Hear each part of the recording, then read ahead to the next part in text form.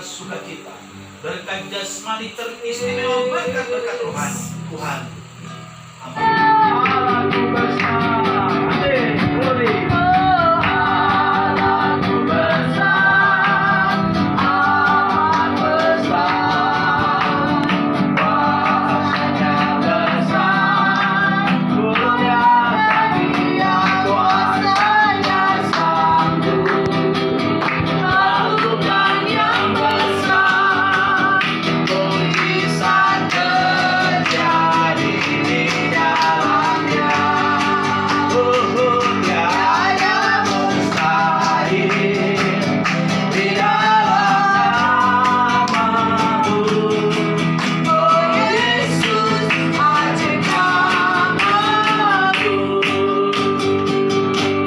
Sebab pemberitaan tentang salib memang adalah kebodohan bagi mereka yang akan binasa, tetapi bagi kita yang diselamatkan, pemberitaan itu adalah kekuatan Allah. Amin.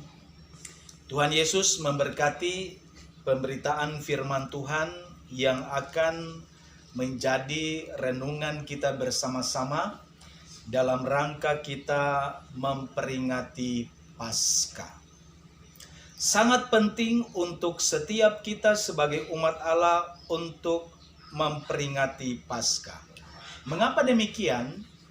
Karena kita harus tahu bahwa iman kita bertumbuh di sana. Karena iman tanpa percaya kepada salib Kristus itu sia-sia adanya. Oleh sebab itu Alkitab berkata di sini dengan jelas bahwa sebab pemberitaan tentang salib memang adalah kebodohan bagi mereka yang akan binasa. Artinya orang yang tidak percaya kepada Kristus lewat salibnya akan binasa. Amin. Tetapi bagi kita, orang-orang yang sudah diselamatkan oleh salib itu, Alkitab katakan, di dalamnya kita akan memperoleh kekuatan Allah. Haleluya. Nah, di sini jemaat harus perhatikan, iman dan hikmat berjalan bersama-sama. Kepada Yesus oke.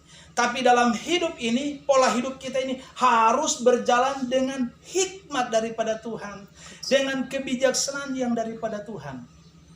Makna daripada Paskah itu adalah yang pertama-tama sekali lagi bicara tentang kasih Kristus yang Tuhan Yesus anugerahkan bagi kita.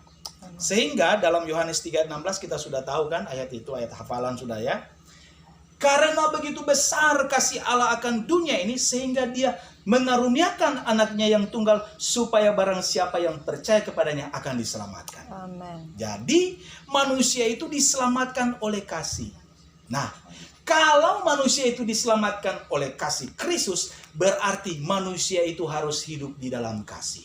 Nah, betapa pentingnya hari ini kita memaknai Paskah itu dengan menghadirkan kasih Allah dalam hidup kita. Mengapa demikian? Alkitab mengatakan bahwa kasih manusia itu semakin merosot, kejahatan manusia semakin bertambah-tambah. Nah, bahaya kalau kita orang Kristen, anak-anak Tuhan, mulai kehilangan kasih dalam hidup kita. Jadi pesan Paskah hari ini pertama-tama tanamkanlah kasih Allah dalam setiap kehidupan kita.